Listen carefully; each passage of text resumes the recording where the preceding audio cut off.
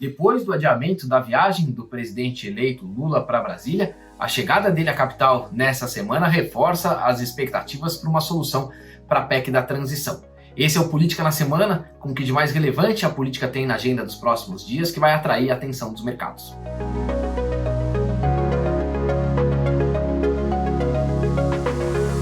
Olá, eu sou o Paulo Gama, do time de análise política da XP, e vou tratar aqui um pouquinho do que o mercado tem de expectativa para a agenda da política nesses próximos dias. A gente conversou na semana passada sobre a expectativa que havia para a chegada do presidente eleito Lula a Brasília para negociar a PEC da transição na última semana. A viagem acabou postergada, foi cancelada na semana passada por conta da cirurgia feita pelo presidente eleito, e a chegada dele a Brasília nessa semana, ele viajou na noite de domingo de São Paulo para a capital, traz de novo as expectativas de que haja uma solução ou pelo menos um início de acordo sobre a PEC da transição. Para relembrar, a PEC da transição é aquele instrumento pelo qual o governo eleito pretende abrir espaço para gastar recursos para completar o Auxílio Brasil, que vai voltar a se chamar a Bolsa Família a partir de 2023. Um anteprojeto foi apresentado pouco mais de 10 dias atrás, tratando da retirada do programa do teto de gastos, programa que tem custo previsto de 175 bilhões de reais em 2023, e a retirada dele do teto de gastos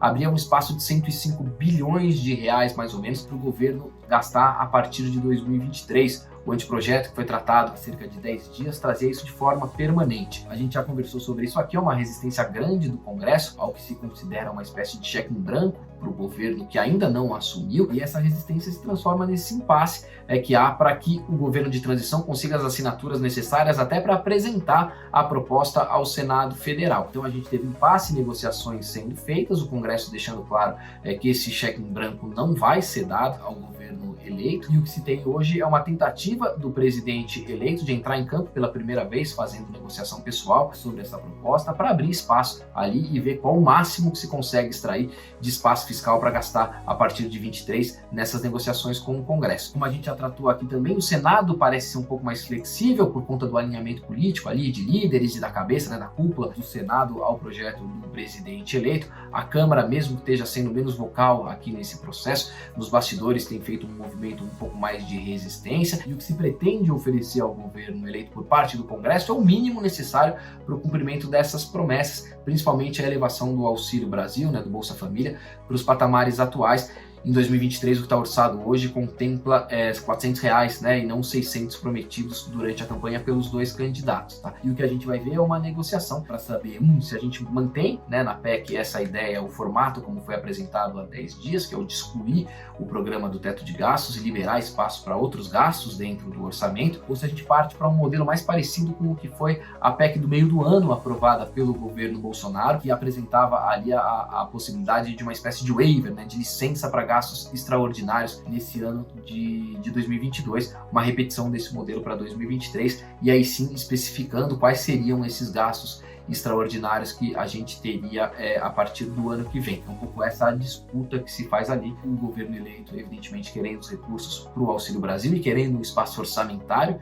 para fazer outros gastos a partir do ano que vem, e o Congresso trabalhando para ceder sim esses recursos para o pagamento do programa social nos patamares atuais, mas restringindo e sendo bastante resistente ali a possibilidade de abrir um espaço extra para gastos ainda não discriminados, como costuma acontecer. A expectativa é que haja ali um meio termo, que o prazo não seja o dos 4 anos que o governo de transição está pedindo, algo mais enxuto, que os valores também ali possam ser um pouco mais encurtados em relação ao que o governo de transição pediu. Também acompanha essa discussão a questão sobre a escolha do novo ministro da Fazenda, diante desse impasse. A gente viu uma série de aliados ali do presidente saírem a público para pedir pressa na nomeação e na escolha de quem vai ser o responsável pela pasta da Fazenda a partir de 2023, e o que se viu nesses últimos dias foi o ex-ministro, ex-candidato Fernando Haddad ganhando protagonismo. Ele fez um discurso ali à Febraban nessa última semana que passou, tem acompanhado Lula em algumas agendas, inclusive parte dessas